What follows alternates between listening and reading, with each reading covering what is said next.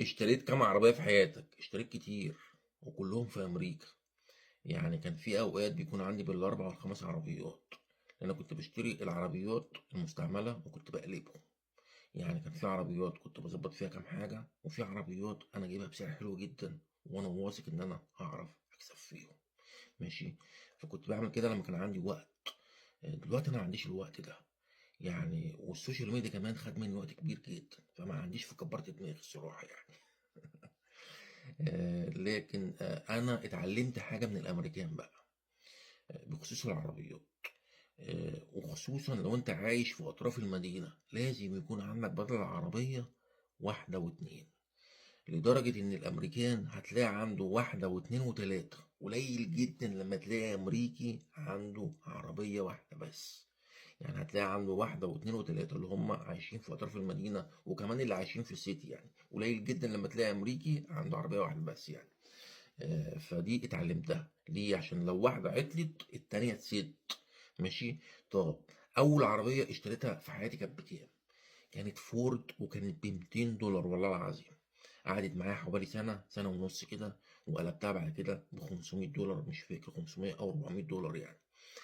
لكن أنا لما بشتري العربيات المستعملة اللي هي رخيصة قوي دي، اللي هي ب $200، صعب إنك تلاقي السعر ده دلوقتي يعني. لكن هتلاقي ال 500، هتلاقيها ال 500 وال 600 وال 700، هتلاقي كل ده دلوقتي. إنما ال $200 صعب جدا تلاقيها دلوقتي. لكن في بعض الأوقات على الفيسبوك في عربيات يعني بتبقى معروضة فري والله العظيم، وانت بقى بتفهم في الصيانة تاخدها وانت ايه تظبطها.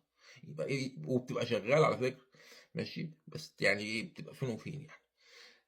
انما العربيات المستعملة الرخيصة قوي دي، انا لما بشتريها انا مش جايب عربية اتجوز فيها. ماشي. عشان الناس اللي عايشين في امريكا اللي بيكذبوني، انا مش جايب عربية اتجوز فيها. ماشي. قالت هو انا جايب عربية تمشيني حالي في الاول كده واروح بيها الشغل، مش جايب عربية اصرف عليها يا حبيبي. انا ما بصرفش على العربية ما والله قليل جدا لما تلاقيني بصرف على العربيات المستعملة، قليل جدا. العربية الوحيدة اللي انا صرفت عليها كانت الجيب دي عشان عملت حادثة، فحظي كان كده بقى. انما انا اصرف على العربية ما بصرفش عليها. العربيات المستعملة بالذات ما بصرفش عليها. ليه؟ جايبها بسعر تعبان، بسعر جزمة ب $200، مش هصرف عليها حاجة.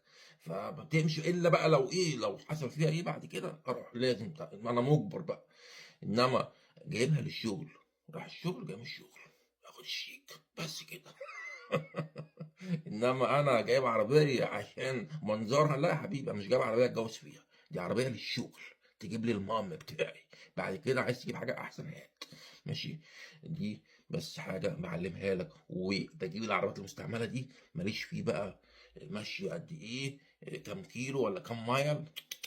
انا اهم حاجه عندي بكشف على الموتور. الموتور اهم حاجه عندي. الموتور شوفته شغال تمام، انا بيها مش عايزها. اهم حاجه عندي الموتور، وتغيير الزيت والكلام ده كله بيفرق يا جماعه. ماشي. بس كده. وفي الاول وفي الاخر عربيه بتمن جزمه.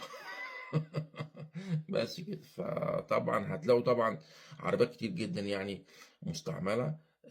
نصيحه مني، يعني لو انت هتجيب عربيه مستعمله بسعر تعبان قوي، اهم حاجه اكشف على الموتور. الموتور شغال تمام، مالكش دعوه بالميارات. مالكش دعوه بالميارات، خدها مني انا بقى، مالكش دعوه بالميارات. سيبك من البهايم اللي عايشين في امريكا دول، مالكش دعوه بالميارات. طالما انت جايب عربيه تمشي حالك شهرين، 4 اشهر، 6 اشهر، سنه، غير زيتك كل 3 اشهر، خليها كل شهرين. الاير فلتر بتاعك، السبارت بلاكس، الحاجات دي كلها بتفرق معاك وهتغير فيهم. ماشي. بس كده. وبعد كده لما ربنا يكرمك وتجيب فلوس احسن، هات لك عربيه احسن بقى للخروجات. خلي حاجه للشغل وحاجه للخروجات بس كده. وربنا يكرم الجميع ويهدي الجميع. كان معكم رئيس جامعة على بالليل بيشرب كوباية قهوة عم ميزو. السلام عليكم.